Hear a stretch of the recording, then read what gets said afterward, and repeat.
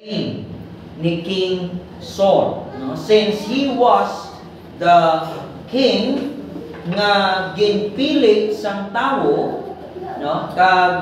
We have seen the very hands of God in chapter 9, chapter 10, 11, and 12. No? Since ang Israel asked for a king, demanded for a king, sa kay Samuel in 1 Samuel chapter 8, no? They demanded for a king because they wanted to be like the other nations.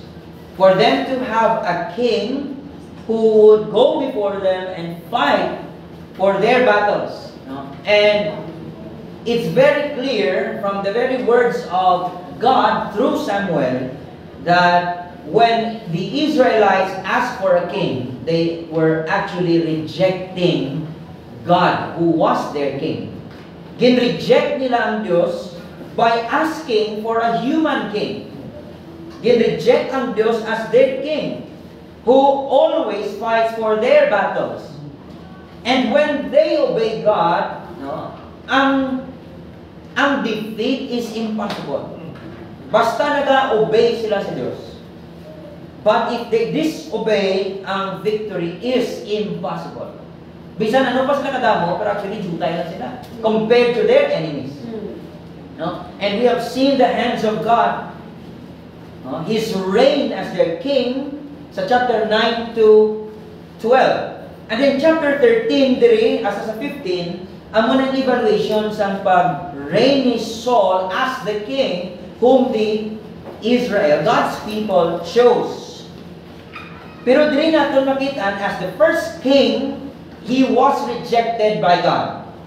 No? So 1 Samuel 13 to 15, God's rejection for the one who follows his own heart.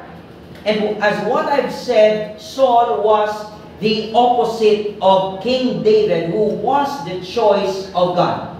Si Saulia was the people's choice.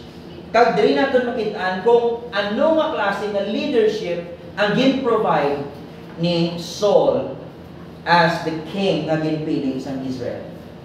Now, we have seen, no, ang first na stage sa iyang reign. Yes, there are 3 stages and it's like, yes, a cancer. No? Kaya ang stage 3, critical, hindi kaayo yan. And he failed. No? Sa stage 1, we see in 1 Samuel chapter 13, verses 1 to 14. And that's the Saul's presumptuous disposition.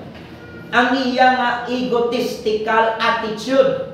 No? Nakita na natin sa naligad ng mga Sundays. And stage 2, there is chapter 13, verse number 15 to chapter 14, verse number 46. Saul's injudicious decision. May ara siya poor judgment. No? Iya niya kinaiya. No? And then in stage 3, we will see sa chapter 14, verse 47, as sa chapter 15, verse number 35, Saul's incautious, careless na obedience or submission sa Diyos. Tag dito kita, no, ang rejection sa Diyos na very, very clear. Although, we have read that sa chapter 13 pa lang. No? When he displayed this egotistical attitude, this presumptuous disposition, when he decided, forcing himself to offer the sacrifice that was intended by Samuel to do. No? So, balikan na natin sing makadali, no? Ang first na stage. Stage 1, Saul's presumptuous disposition, there is sa chapter 13, 1 to 14. We see the awful setting sa chapter verses 1 to 7. Kung makita tada, no? Nga si Saul may 2,000 ka mga men, sa kay Jonathan may 1,000 na mga soldiers. Pero makita natin, no, there is sa chapters 1 to 7, verses 1 to 7 of chapter 13, makita nga ang Philistines were great in number, in troops, in armies. Look at verse number 5. No? The Philistines mustered to fight with Israel after their defeat sa kay Jonathan. Only 1,000 men nag-atake sa garrison sa Philistines. And after that, the Philistines mustered to fight with Israel with 30,000 chariots and 600 or 6,000 horsemen and troops like the sand of the seashore in multitude. Again, ang Israel only have these 3,000 troops, 3,000 armies, 2,000 kay Saul, 1,000 kay Jonathan. Ari, no? Hindi ba mapapirdi ang Philistines? That's their awful start after sang pagpirdi ni Jonathan sa Philistines. No? Only a fraction na napirdi ni Jonathan, kaya dinamudamog sila sa armies. No? And we see that in verse number 5. And then verse number 6, when the men of Israel saw that they were in trouble, for the people were hard-pressed sa battle. No? Grabe ang ilang effort sa pag-away. And you will know that, no? There is a chapter sa second stage na they were hard-pressed. No? And then, verse number 6, the people hid themselves in caves and in holes, and in rocks, and in tombs, and in cisterns. And some Hebrews crossed the fords of the Jordan to the land of Gad and Gath-Gilead. Saul was still at Gilgal, and all the people followed him trembling. Do parehas na naging disturb nila ang balay sang subay. No? Napirdiw na nila, ari kaya nagbalos. No? With troops so many nga ba, grabe. 30,000 chariots and 6,000 horsemen, pag mga troops nga hindi nila maisip. No? And then, the unlawful sacrifice of Saul. Amo niya nga, egotistical attitude, this presumptuous disposition. Ginabalan siya ni Samuel to wait for him, no, 7 days, kay maabot si Samuel kang mag-offer ng sacrifice. And you know the story, si Saul was very impatient to wait for Samuel. He decided to offer the sacrifice himself. No? Sang pag-offer niya, verse 10, as soon as he had finished offering the burnt offering, behold, Samuel came. Right after na natapos niya offer, si Samuel nagabot. No? And then Samuel said, verse 11, what have you done? And listen to the very, ang mga rasones, ang mga words ni Saul, at verse 11. When I saw that the people were scattering from me, that speaks much ng iyang leadership. People were scattering. No? Daw parehas lang, may leader, pero daw wala leader. No? And the people upod kay Saul. And they were trembling sa verse number 7. Kagdream ba ni Saul, when I saw that the people were scattering from me, and that you did not come within the days appointed, and that the Philistines had mustered at Michmash, I said, now the Philistines will come down against me at Gilgal, and I have not sought the favor of the Lord, but and then, so I forced myself and offered the burnt offering. Ang mga reasons usually ni Saul is, no, gina-justify ang iya katulingon. Kagang may sala, pirmi ang iban na tao. Wala siya nag-aako nga, I decided, kaya gusto ko lang, no? Amo na yung attitude ni Saul. Ibasol niya sa iba. Actually, kinabasol niya Samuel because na-delayed kaya. No? Kung nagitan mong sitwasyon na mo, basta takiyon kami. So, I decided, I forced myself to offer the burnt offerings. And then verse 13, dito makita, una ang ginambal sa Diyos, no, nga gin-reject siya sa Diyos. Sa first stage pa lang actually, gintagaan na siya for taste. No nga, are, iyang ba na siya, no? And probably to help Saul repent. Para buligan siya nga tagdungo ng ining mga sala niya ng mga pamagi. No? Nag-decide siya una, only to find out na yung decision sila. Tichak tuman, no? Do ka mababa Kanami man sa iyang motive. Daw kanami. Galing para na niya sa iya. Because he was again this man who follows his own heart. No? Di siya ka-follow sa kay Samuel. Agambal 3, verse 13, the credible sentence from Samuel, ini words of God na yung ginambal sa Diyos through Samuel. You have done foolishly. Wala siya gin-commend. Actually, gin-condemn siya. You have done foolishly. No? You have not kept the command of the Lord your God with which He commanded you. For then the Lord would have established your kingdom over Israel forever. Lantaw tani, ang pwede nga matabo, Samuel said, if you just obey my words. No?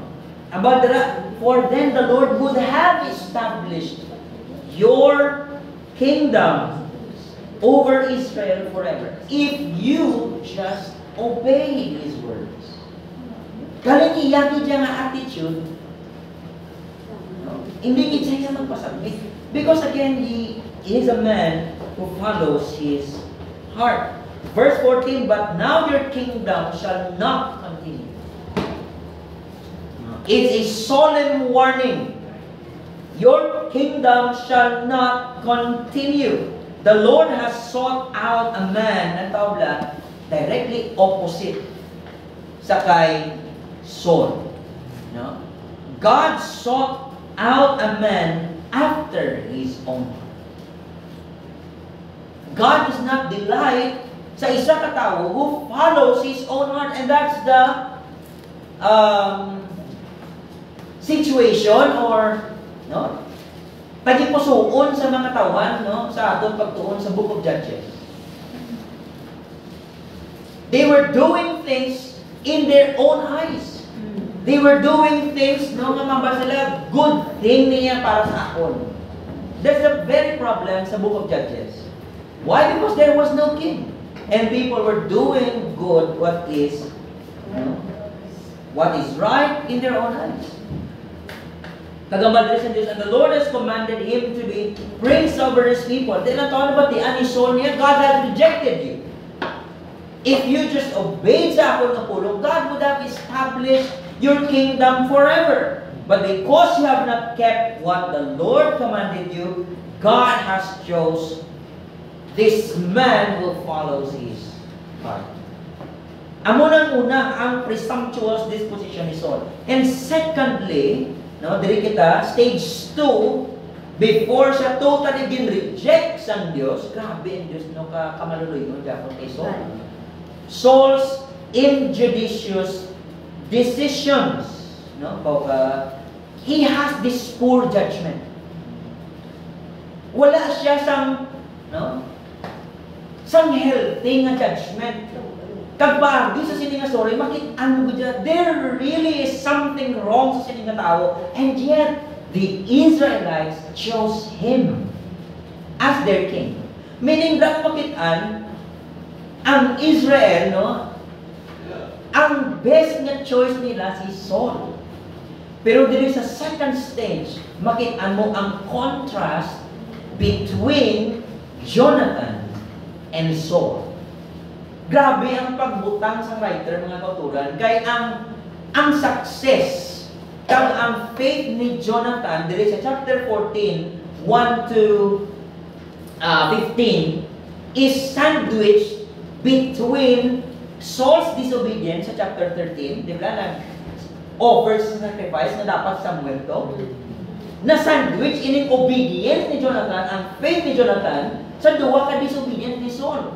Sang nag-ubra naman siya sang vow or sang oath, disobeying God Himself. Or sa chapter 15, ang iya dito nga pag, no, ang failure niya nga patyong tanan.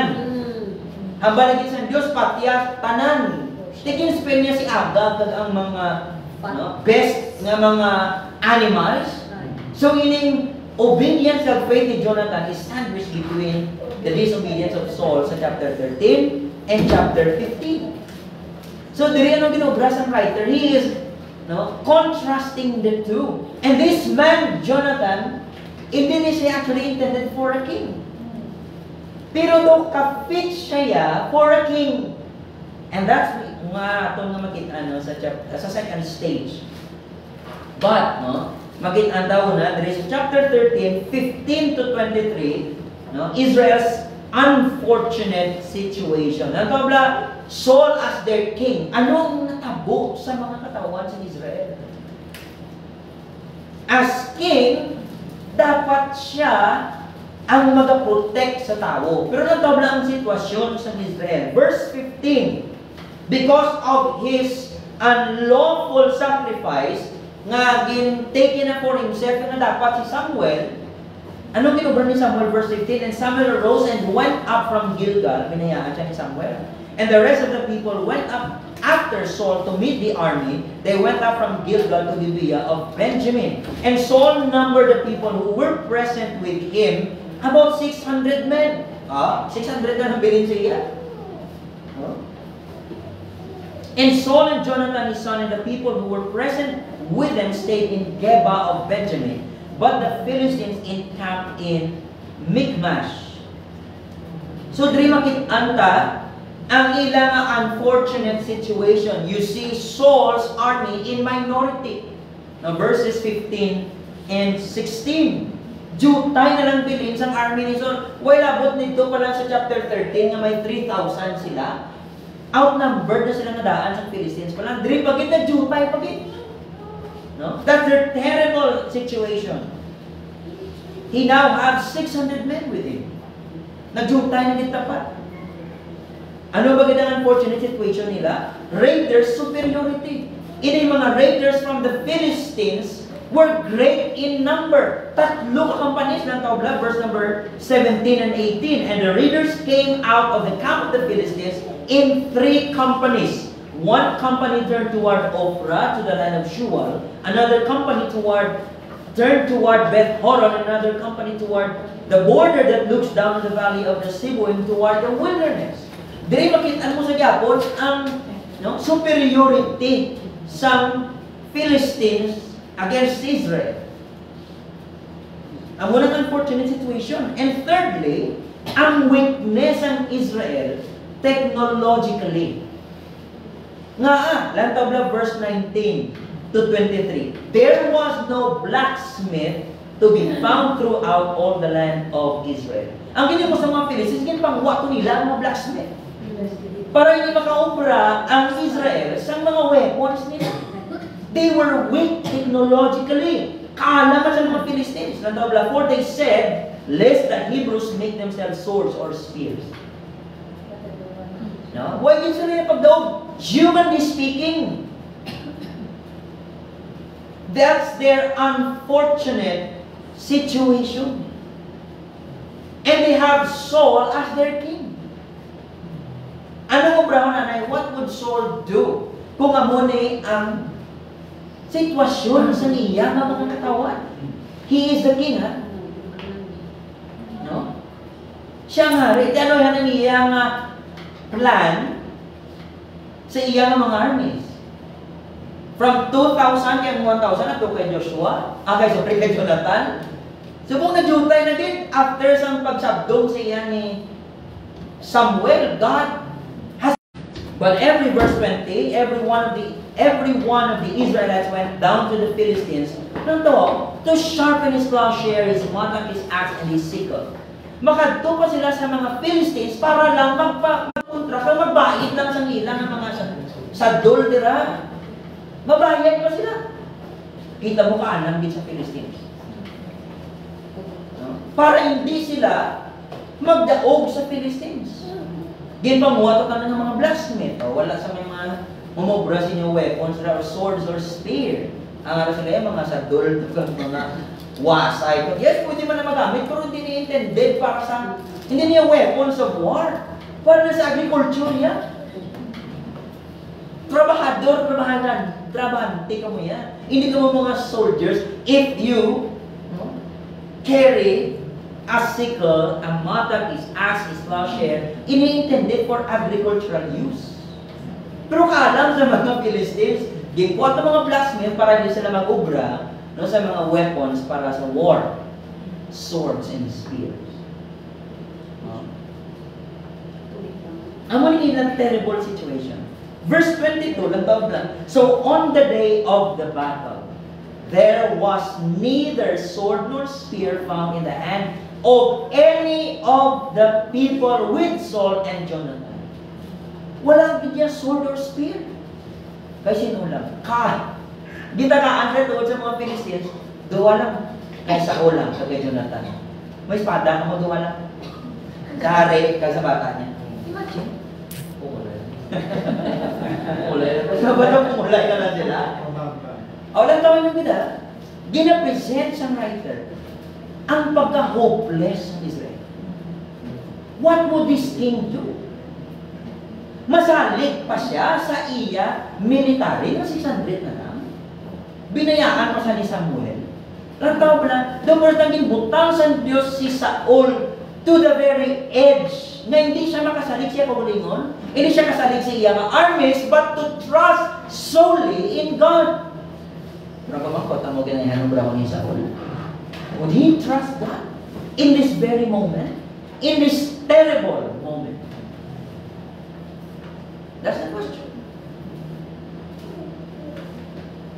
So on the day of the battle, there was neither sword nor spear found in the hand of any of the people with Saul and Jonathan. But Saul and Jonathan, his son, had them. Dua lang yan. Dahil dua ka swords man.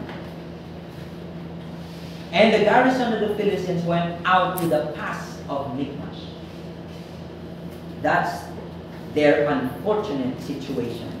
In chapter 14, verses 1 to 15, we see Jonathan's undaunted conviction. Grabe nga. Opposite gidya kay Saul. Jonathan was the man who would not be a king. Kasi Saul na yung hari. Pero he was fit for a king. Sa leadership skill, and you will see, chapter 14, verses 1 to 15. Look at verses 1 to 12, his strategic scheme. Lantaw lang plano ni Jonathan, his strategic scheme.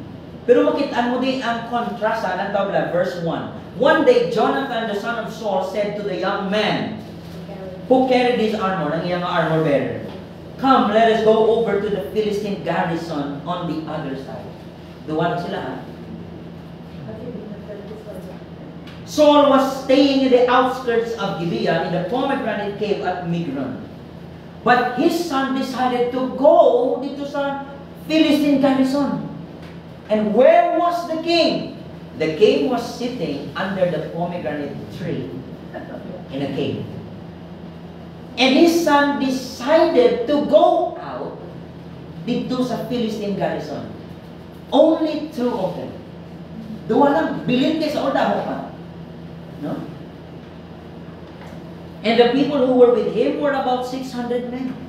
Tilang to ang kontra sa kay Jonathan, duwa lang sila, kay Saul 600 men. May upod pa sila nga pare, nagpabla si Ahijah. The people who were with him were 600, including Ahijah, the son of Ahitub, Ichabod's brother. Si Ahitub. Do you remember si Ichabod? No? The glorious departed. Nga napatay ito. No? Di ay nabuyan niya nga utod na si Ahitub. Bata si Ahijah. No? The son of Phinehas, the son of Eli, the priest of the Lord in Shiloh, wearing an ephod. Ang ephod, damo na siya ang garments ang pare nga may ara tira, no? May mga stones nga tira sa ephod, damo nang ginagamit sa mga pare to ask, no, sa Dios kung ano na ang will sang Dios. May urin kag tubig na da, no, nga packet sa iyang sa breastplate sang pare. Ginagamit nila for consulting God sang will sang Dios. Di grabe ginapasay sang pare, asang writer, nga si Saul may po siya pare. Ang mamangkot, would he consult the priest for the will of God? We will see. Si Jonathan, wala. Wala siya pare o po. No? And the people did not know that Jonathan had gone. Within the passage by which Jonathan sought to go over to the Philistine garrison, there was a rocky crag on the one side and a rocky crag on the other side. Meaning nga, yan ni Jonathan, Pakadto sa Philistines, bato-batohon nga klase sandalan. And Jonathan found this as a strategic nga lugar. Meaning, kung mag-pass siya dira, mag-abin sa amo na mga bato-batohon nga lugar, wala sang damo nga army ang pwede makasulod. Meaning, jutay lang pwede pa. Di para ka Jonathan niya is a strategic plan nga drita magi or ang unang lugar nga agyan niya. Para mga Philistines mismo, hindi sila mag-dinaguso dito. Kundi dito para silang one-on-one. 1:2 abing away. Nakita na ni Jonathan yung nga doon namin na yan. Pero look at the king. Ang hari yan, nagpungkulan dito sa under sa pomegranate tree, dito sa kuweba. Nga po sabi, ang hari niya mangita sa mamagi, kung anong escape niya di, anong plan niya di. But here comes Jonathan, who would not be a king. Dito na kadto sa Philistine garrison. Anong niya plano? No? Verse 6, he said to the young man who carried his armor, "Come, let us go over to the garrison of these uncircumcised." Meaning ini mga Philistines, hindi niya katauhan sa Diyos. No? These uncircumcised people, it may be that the Lord will work for us. Ang tawag ng attitude ni Jonathan. Ikumpara kay Saul. For nothing can hinder the Lord from saving by many or by few. Kabalo si Jonathan niya that it's God who will rescue them. God is able na mag-rescue sila. Damo man ang nila kontra o jutay, o damo man sila o jutay. God is able to save them, to deliver them. Ang muna ng baliw, for nothing can hinder the Lord from saving by many or by few. And his armor-bearer said to him, "Do all that is in your heart. Do as you wish. Behold, I am with you, heart and soul." Duwa lang sila. Isa ulit, pwede pa na. With 600 men with him. Jonathan, who would not be a king, nagarto dito sa Philistine garrison. Verse 8. Grabe ang plano ni Jonathan. "Behold, we will cross over to the men, and we will show ourselves to them. If they say to us, 'Wait until we come to you,' then we will stand still in our place, and we will not go up to them." No? Grabe no? Kung maghambal sila nga ulat ka mo, pasaka ka ni Jonathan mo, halito sa bato-batoon nga lugar. Kung maghambal ng mga Philistines, ulat ka mo, makadto kami da, ambal ni Jonathan, we will stand our place. But, if they say, verse 10, "Come up to us," then we will go up. Lantawa mali, "For the Lord has given them into our hand, and this shall be the sign to us." Doon mo rin actually kinabutang ni Jonathan ng iyang armor bearer sa vulnerability nilang bulingon. Makadto sila in an open field. Sa Philistine garrison, from Jonathan, no, that's the opportunity for us to attack them. That's the will of God for us. We shall wait for that sign. Pero kung magambal ang Philistines, ulat ka mo dira, hindi ka magsaka, makadto kami sa inyo, then that's not the will of God para sa ato. Pero kung i-invite ka nila na mag-adopta sila, then that's our opportunity. God has given them into our hands. Verse 11, "So both of them showed themselves to the garrison of the Philistines. And the Philistines said," ang tawag doon makaripa niya na sound, "Look, Hebrews are coming out of the holes where they have hidden themselves." Tikorakit man nila, nanago to sa caves mo. No? Kagina sa verse number 6, the people hid themselves in caves and in holes and in blocks and in tombs and in cisterns. It's a mockery. Hamba sa mga Hebrews, "Look, Hebrews," ang mga Philistines, "Look, Hebrews are coming out of the holes where they have hidden themselves." And the men of the garrison hailed Jonathan and his armor bearer and said, "Come up to us and we will show you a thing." Tawag na. That's the sign nga ginatag sa Diyos sila. Kaya mulang, that's the faith of Jonathan. Contrasted sa disobedience ni Saul. Sa iyang faithlessness sa Diyos. Then Jonathan climbed up on his hand. Look at verse 13 to 15. His significant success. And his armor bearer after him. And they fell before Jonathan and his armor bearer killed them after him. And that first strike which Jonathan and his armor-bearer made killed about 20 men within, as it were, half a furrow's length in an acre of the land. Doon nga sa acres ng land. May nga muna kalapad sa lugar to. Ang napatay ni Jonathan doon sa armor-bearer, 20 men. But that's a sign of victory. Nga ginhatag sa Diyos sa ila. Imagine, yung tayo sila in number. Ang mga Philistines were very superior compared to them sa military, sa technology nila. Di sa armor-bearer, ang mga bit sa armor-bearer ni Jonathan, kasi Jonathan na may espada, armor. No? Pero nito naman ba daw? They killed about 20 men within, as it were half a furrow's length in an acre of the land. Verse 15. And there was a panic in the camp, in the field, and among all the people. And this is the hand of God. There's a panic in the camp, in the field, and among all the people. The garrison and even the raiders trembled. Grabe. Sa duwa ng katao. Because these two men may upod nga Diyos. God was with them. The garrison and even the raiders trembled. And look at this. The earth quaked and it became a very great panic. Literally, it means a panic of God. Makita mo niya, ining earthquake, this is not the hand of Jonathan and his armor-bearer. This is the very hand of God. Literally, it means a panic of God. An earthquake from God. Grabe ning assurance kay Jonathan niya. And you see, Jonathan's success, victory. Pero wala siya ng army. Just one armor-bearer. One sword. But God was with him. That's Jonathan's undaunted conviction. Sa diin, sa Diyos ng Israel. Because Jonathan said, for nothing can hinder the Lord from saving by many or by few. Wala sila makapugong sa Diyos niya. God is able to deliver us. Damo man ang kontra, o kita jutay, nothing can hinder God. Contrast ni Saul. Si Saul may 600 men para to sa king. Panago.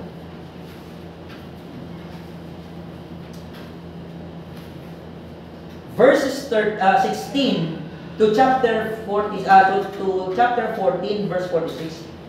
14, 16 to 46. Nantobla ang unwise decisions ni Saul. Iyang unwise decision. Look at verse number 16. And the watchmen of Saul in Gibeah of Benjamin looked, and behold, the multitudes was dispersing here and there. Melting away. The first time na naglapla sila, matapos nga ginpatay ni Jonathan kag sa iyang armor-bearer atong 20 katawo. Since there was a panic from God, ang katawan sa mga Philistines, naglinaptan na dinalaga na sila. They retreated. Kag nakita na sa mga watchmen ni Saul. Then Saul said, ang tablang mga unwise decision ni Saul. Verse 17, when he numbered his troops to know who is absent. That's an unwise decision. That's a proper time to attack. Pero yun ang tawag lang kay Saul. Isipan namin kung sino naghalisi sa akin. May attendance check pa. May time pa siya. Ang malungkot, na-check niya kung sino wala sila. Kaya pa sabi itong wala sila, abot mo nag-lead sa attack. Di siya ang ari. Ato siya, sitting under a pomegranate tree in a cave.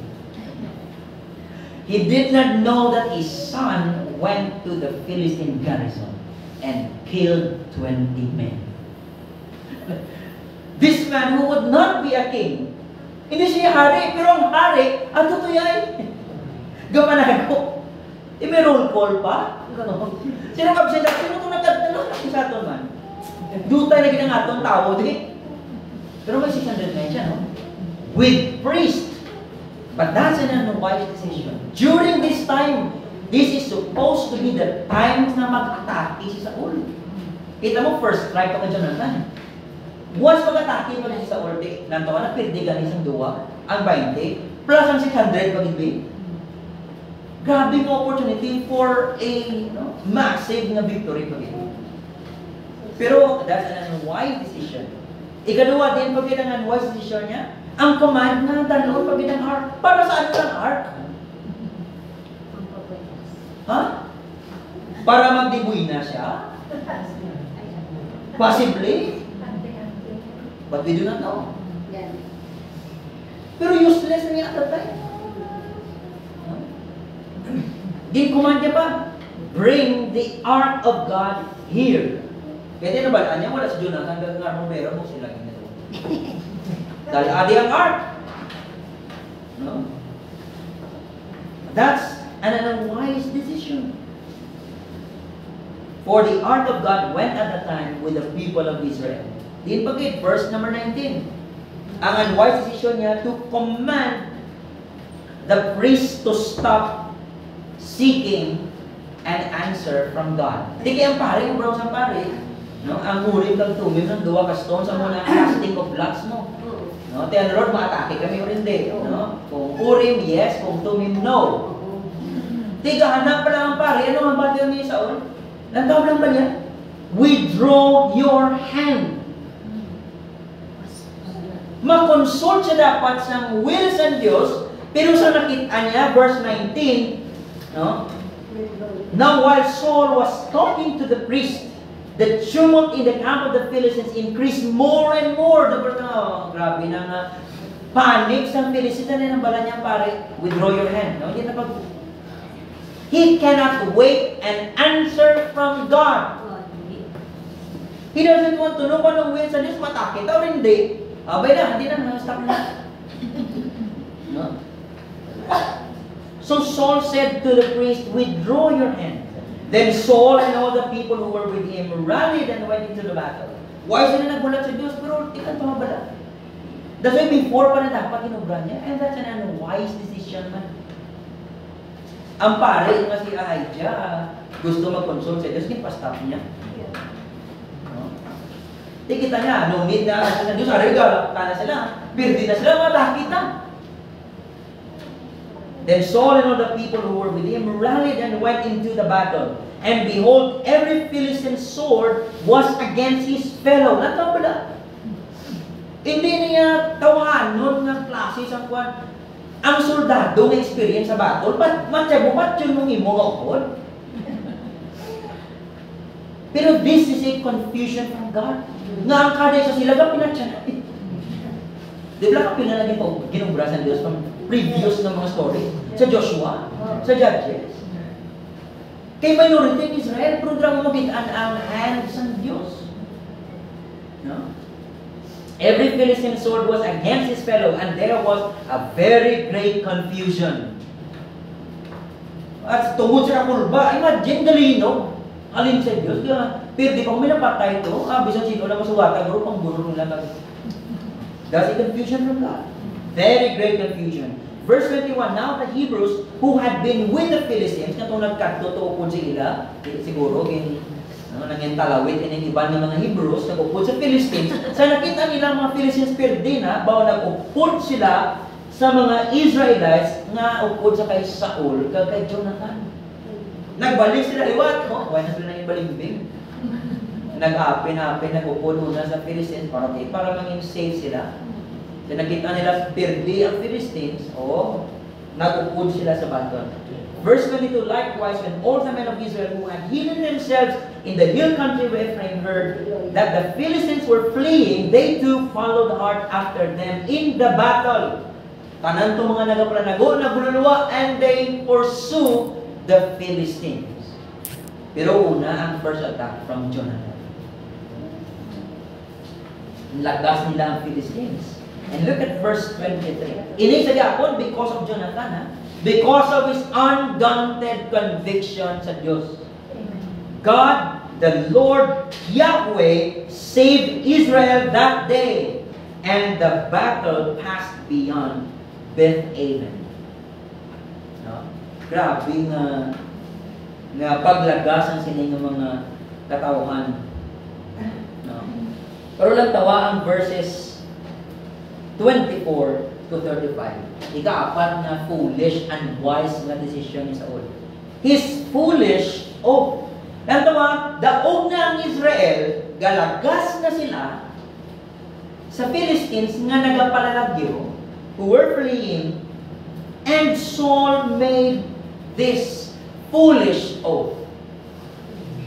And the men of Israel, verse 24, had been hard-pressed that day. Di siyempre kapoy man, grabe nga pag-awan na, minority of like number. Kahit ko si Saul nag-programa niya sa oath. Ang tawag ng verse 24, saying, "Cursed be the man who eats food until it is evening, and I am avenged on my enemies." Di makita niya ba, grabe ng opportunity nga mag-dauta? Lagsa, wala kang kaon, ha? He wants his people to go out dito sa battle with an empty stomach. Galagas ka mo. They were hard-pressed on that day. Sa kadamuon, sa palatyo nila, sila jutay lang. Galagas pa sila. Dito sa Beth-aven, no? Verse 24 at 23 na, sa verse 31, sa Ajalon, ang ilang duwa, probably more than over 20 miles ang ginlagas ang Israel without food sa ilang stomach. 20 miles na daganon mo paglagsun mo kontra. And by the way, those are mountainous areas. Kita mo sa Jonathan, para magadto sa Philistine garrison, dumudako pa to na. Imagine ka, pasaka ka mo sa bukid, galagas ka mo sa kontra, gutom ka mo. Amo na ka-unwise na oath ni Saul. Pero ang Diyos wala maputuran, wala dito papaya. Pero galing ang katauhan sa Israel na hadlo kay Saul. Look at verse 24. So none of the people had tasted food. Verse 25, ang tawag na. Now when all the people came to the forest, behold, there was honey on the ground. Hindi niya palagpat makuturan. This again, the hand of God. Nga samtang dalaga sila, dapat may pagkaon sila. Pero nang tawag ang oath ni Saul. Wala sa inyo sa may mga kaon, ha? Let's pursue them. No one will eat until evening. Silang tawag. There was honey on the ground. And verse 26, and when the people entered the forest, behold, the honey was dropping. Galaway-laway. Galaga sila. Gatulog sa honey. Nilang.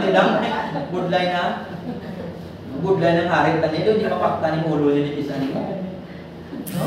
Behold, the honey was dropping, but no one put his hand to his mouth, for the people feared the oath. Pero may Isaya nga may kabalo na lumpong sa oath. Ang bata, si Jonathan. He was not present when Saul said sa sining oath sa soldiers. Hindi ba kaampo si Jonathan? Hindi kasi siyempre kapoy man. Kami nag-lead sa first attack. Nag-join lang kamo yan. Look at verse 27. But Jonathan had not heard his father charge the people with the oath. So he put out the tip of his staff that was in his hand and dipped it in the honeycomb and put his hand to his mouth. And look at this. And his eyes became bright.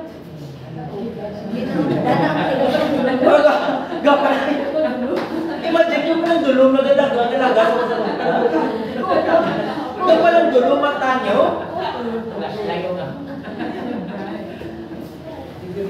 Ano niya si Saul man?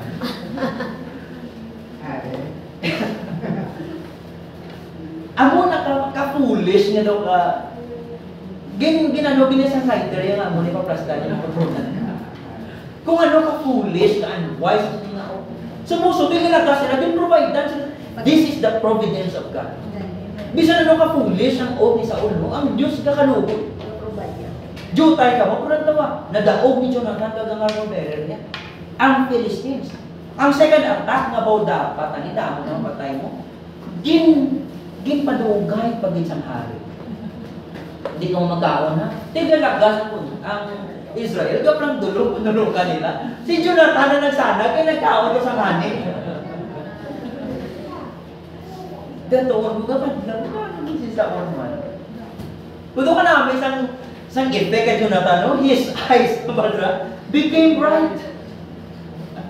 Di sa nakita sa soldier, ang ginawa na Jonathan, verse 28, then one of the people said, your father strictly charged the people with an oath, saying, cursed be the man who eats food this day. And the people were faint. Imagine.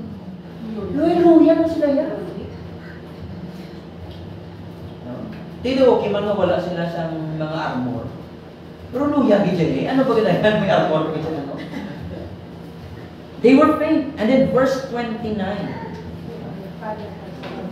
Actually, ang foolish oath ni Saul hindered the Israelites from pursuing the Philistines. Naghihinay pag yan ang pursue nila. Na-delay pag ang grabe tani ng victory. Tungkol sa foolish oath ni Saul. That's an unwise decision. Ikadua, no? Wala, abot siya na, no? Ang bali Jonathan, verse 29 ng tabla. Then Jonathan said, my father has troubled the land. See how my eyes have become bright because I tasted a little of this honey. Ano nga? Balingat niya kasi nga, o, nagtabla mata, nagsigaw. Nagklaro, panulukan mo, kita mo ganyan ang kontra mo. Di sila yung kasunod ka Jonathan, sa prang luya, so hindi sila magkaroon niya. Verse 30, how much better if the people had eaten freely today of the spoil of their enemies that they found. For now the defeat among the Philistines has not been great. Ang nag-withhold sa ilang success was their king by making this foolish oath. Madaog na sila tani. Oh, grabe nga victory tani. Pero basang bata, the victory of Israel has not been great. Di mas better tani kung nagkakaon ka mo ito ng isa lang Nagsana galing mata ko. Tingnan ko sang haring ni. And his foolish oath led the people of Israel to commit sin. Ang tabla verse 31 to 35. Grabe. They struck down the Philistines that day from Michmash to Ajalon. Amo tang bago na. Over 20 miles ang kinalagan din agas ang Israel na gabang dulo magkikapasukan. No? Pero tinamos naman na batay man. Verse 32, the people pounced on the spoil. Sang ginkapoy na kaming gutom sila pagkagabi. They pounced on the spoil and took sheep and oxen and calves and slaughtered them on the ground. And the people ate them with the blood. Tika klaro, Leviticus 17, 10 to 14, hindi sila dapat magkaon with the blood of an animal. Tungod sa kagutom. Gasara sila, gapuro-puro ka patay sang sheep, no? Sang baka, gapuro-puro na pag isa kasbay, amal pati dugo, wala din patulong dugo. His foolish oath led the people of Israel to sin against the Lord. Ang buta ng ulo ni Saul na. There really is a problem. Ano problem? He was a man who follows his own heart. 33. Then they told Saul, behold, the people are sinning against the Lord by eating with the blood. Kita mo anong sabat niya. And he said, you have dealt treacherously. Roll a great stone to me here. And Saul said, disperse yourselves among the people and say to them, let every man bring his ox or his sheep and slaughter them here and eat, and do not sin against the Lord by eating with the blood. Kita mo iyan na desisyon, hindi lang kalabanan sa laban-laban, permit delay. Nangamuyo siya. After that, why didn't sabat sa Diyos? Mangamuyo ka pa sa sina? Dala ang ark. Delayed. Ano siya sa order? So every one of the people brought his ox with him that night, and they slaughtered them there. And Saul, verse 35. Wala po siya na. No? nag-ubra pag siya isang altar. Para saan mo ng altar mo? Di pastor, unwise na siya. Foolish sa isang decision. Lanto bala ang tone sang writer. And Saul built an altar to the Lord. It was the first altar that he built to the Lord. First altar that he built to the Lord. Meaning mo ni pero may mga sitwasyon na po nakasala sa dugay. And then, although the first lang mag-make amends sa Diyos, maubra sa altar. No? Probably para i-satisfy ang katawan sa Israel na nakasala. Kag siya man mismo. But it's not a true and genuine worship. No? Negative niya pa-present sa writer. That was the first altar that he built to the Lord. Hindi nga kahit grabe siya ka-spiritual, no?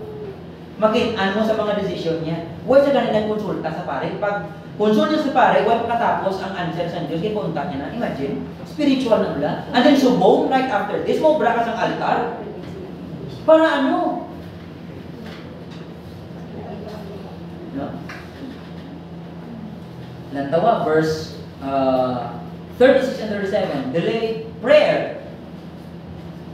Decide naman siya, gusto niya man i-plunder. Kita mo, ginkapoy ng tao, subong kakao, nakapawaway na, and then decide naman siya pagkakakiluan. Di ang tao, do gusto naman magupod. Sige, atakiyo na sila. Verse 36 and 37, then Saul said, let us go down after the Philistines by night, and plunder them until the morning light. Let us not leave a man of them. And they said, do whatever seems good to you. Pero si Mayara na disagree, si Ahijah. But the priest said, let us draw near to God here. And Saul inquired of God. Again, delayed prayer. Kalamanan, delayed niya niya ng aksyon. Sala-sala ang mga desisyon niya. No? Nagsubo. And Saul inquired of God, shall I go down after the Philistines? Will you give them into the hand of Israel? That also one. But God did not answer him that day. Ubra ka pa sa altar, so mga muyo ka. I-remind ka pa, i-review ka pa sa pare. Para saan itong altar mo, yung mga muyo sa ako? No? 37 is delayed prayer. That's one of his unwise decisions. Ano ba yun? Lastly, ikapito, no? Hasty judgment to kill his son. Sino? Si Jonathan. Si Jonathan naging gamit sa Diyos who led the first attack and was victorious. Oh, natawag lang. Grabe digit sa Saul, makuturan. Kay Saul, natawag. Even ang iya bata, ginaisahan niya. Natawag lang itong ihamayo. Verse 38, and Saul said, come here, all of you leaders of the people, and know and see how this sin has arisen today. Why is it sa batang Diyos, ha? Anong paminsaro ni Saul? He assumed that there was a sin because he was not given an answer from God. Hindi, siyempre, wala siya asking. Wala sige sa batang Diyos. Hindi, tsak man. Tawag ng mga leaders, okay, sige. Lang taong tagipin kung sino na yung rason sa mga salani. Okay. He assumed that there was a sin. Yes, correct. Pero ang problema, kay it did not seem to occur to him nga probably ang sala is alin siya kauningon or sa katawan sa Israel who ate the animal with blood. Pero wala na siya eh. Nanto ang verse 38 na ang balik ko. Verse 39. For as the Lord lives who saves Israel, though it be in Jonathan my son. Tingnan si Jonathan ang utok niya. Si Jonathan who led the first attack and was victorious. And this time, was kabalo kung si Jonathan na. Pero nagkambalya, kung si Jonathan maginamasalam. Anong balya? He shall surely die. Is, no? Para sa iya ang sin, wala yan ang pati sa iya nga o. Amo niya ang context, hindi ba ang balya kung Jonathan magibe? He shall surely die. Kaya kung si Jonathan wala nag-obey sa oath niya, Jonathan will die. Amo na niya ang sin para kay Saul. Ang wala nag-follow sa iya foolish oath. And it was okay for him, verse 39, verse 43 and 44, that Jonathan would die. He should surely die, but there was not a man among all the people who answered him. Then he said to all Israel, you shall be on one side, and I and Jonathan my son will be on the other side. And the people said to Saul, do what seems good to you. Kapila kinasulit-sulit sa mga Israel. Do what seems good to you. Kag makita ta over and over again, ang desisyon ni Saul, palpak. Unlike kay Jonathan, ang mga basang iyang armor bearer, do what seems good to you. I am with you, heart and soul.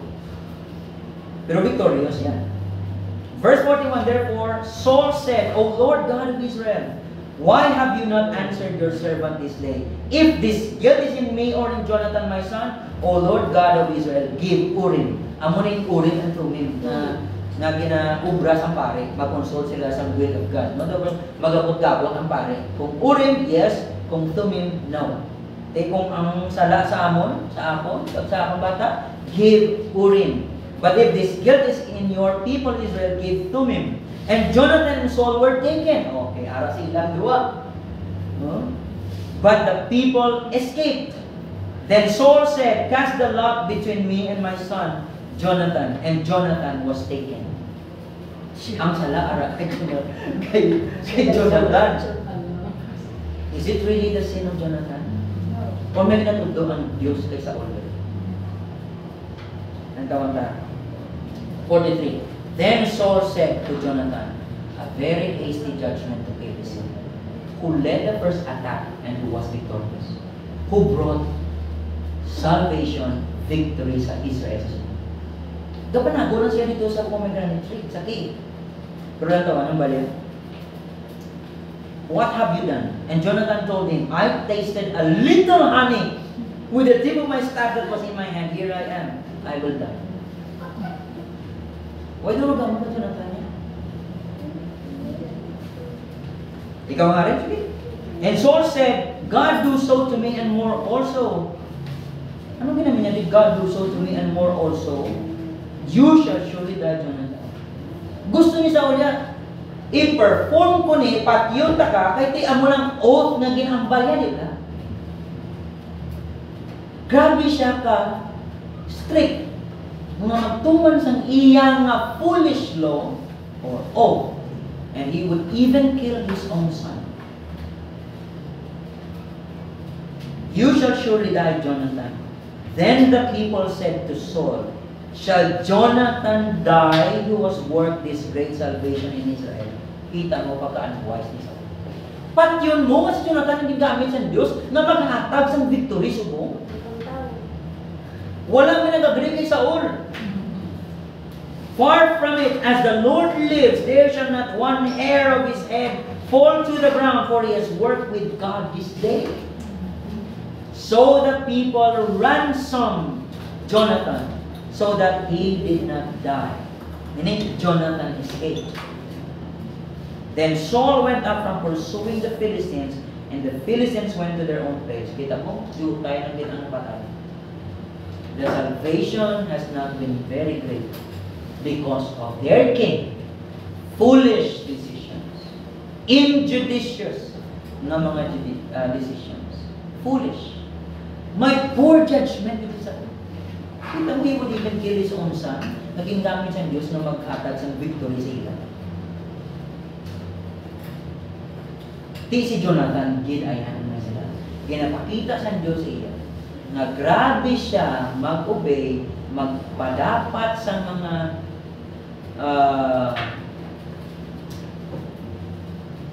paghukom niya sa mga tao nga hindi magtuman sa iya. Actually, contrast na sa chapter 15. Sang sala, maging obra ni Saul. Grabe bang pakitluo niya, pero next Sunday na sa dasal. Grabe pakitluo niya, nagaan sa second chance, sang wala niya gin-obey. Ang subo naman sa Diyos, nga pati yun si Agag, pati yung mga sakal. Pero kay Jonathan, pwede siya kadasing maghatag siyang judgment. I will kill you. You shall die. Ano ba siya? He was a man who follows his heart. Amuni si Saul. This is the stage 2. Agasaka ng istorya. Ga-intense nga naga-intense. Pagka third stage, God rejected him. Totally. Because ang rejection sa Dios para sa tao nga nagaobra sa iya lang sunod sa iya kaigsuon. For men and women who follow their own heart. You will be totally rejected by God. Kaya gusto sa Diyos sa katawan sa Israel is to follow Him. Kita mo sa stage 1 na wala nag-practice si Saul pa lang, sa ginhambal ni Samuel, I will come after 7 days, wala din siya kahulat, nag-offer siya ng birth offering, hambalan siya ni Samuel, you have done foolishly, you have not kept the commandment of the Lord. And now your kingdom shall not continue. You are rejected by God, and God sought out a man who is after His heart. Contrast ni Saul who follows his own heart. Grabe ni nga lesson sa aton mga kauturan. Si Jonathan, who would not be a king, was fit nga mangin hari. Si Saul nga hari, baw hindi siya fit nga maghari. Grabe nga mga decisions niya. Katayog-tayog ka mga wildo, mamubra ka inyo sa old na klase niya. Because he was a man who is not trusting in God. Kaya wala siya nagasalig sa Diyos, he will not obey God. Amo lang kinakasimple yung kulturan. Pero ginapakita sa writer in details kung ano yung klase siya. Na again, reject siya sa Diyos. But again, he was the best choice sa people of Israel. And look at their king. Nga ba nila who would go out for them sa battle? No? Who he led the people of Israel sinning against God. No? Gabay pa in story nga ito na tunhan will help us again. No? Nga magtulog sa aton tagipusoon mismo. No? Magtulog sa aton desisyon ano ni ako ni o iya sa Diyos. Ano ni siya, no? Am I following my heart or am I after God's own heart? Am I obeying His will? Kaya ito, baka so, hindi lang ganun stage 3, sobra-sobra na. Nakalugo isang Diyos. Sa aton. Pero hindi kaya magsalig ng kuturan. No? Because if you live a life na nag-follow sa imo kaugalingon, sa imo gusto, you will be rejected by God. No? Pag nakakita na ng kuturan, na wala ka sa relationship sa Diyos. Look at this king, Saul. Hindi niya spiritual na klase sa tao, hindi niya righteous na klase sa tao. He would even kill his own son. Naging gamit sa Diyos na para magdala sa victory sa Israel. Lantaw klase na judgment ni Saul. And this is their king. Kabay pa, ini nga mga lessons, mga tuturan, magatulod sa aton, nga mag-usisa sa aton kami kusuon. Kag magtulog sa aton nga mga decisions, if it is, no, reflecting nga isa sa klase isang tao nga nagatuman sa Diyos o gatuman sa atong gusto. Because, I'll tell you, if you are a man or a woman who follows your own heart, ba wala kinalain sa aton sa kalimutan. Amo na yung trend sa kalimutan. Follow your heart. Himo ang gusto mo. Pero kung Christian, tanong.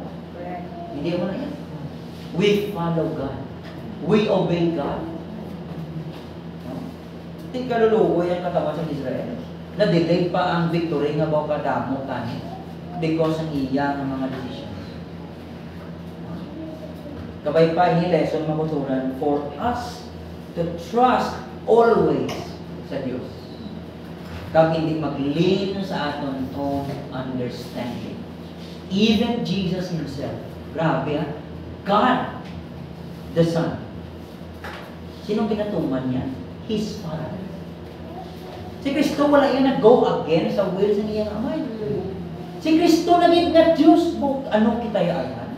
Tawo tayo. Ang mo itong sa atong lesson, molecule go-obey pa sa Diyos, pero buong tao, kaya diyan. Ang creation na to-obey pa sa Diyos, let there be light, and there was light, pero makitaan mo, Genesis chapter 3, ang katawan sa Diyos, ibitugan, nag-disobey.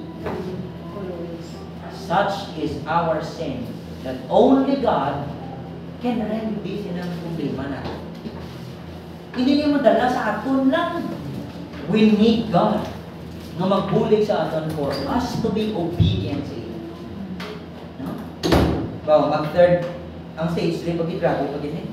And we will see sa dasyon ng mga domingo. Let's pray. Father, we thank you for your word. Patawaran niyo kami sa amon ng mga salapir ni Ginoo by not trusting in you. Cobra kami sa mga bagay na amon na gusto. Pag hindi kami usually kahulat or sa imo gusto. And then, makita na naman mga kabulingon harap na sa mga problema. And that is because sa namon man ng mga sala ng mga decisions.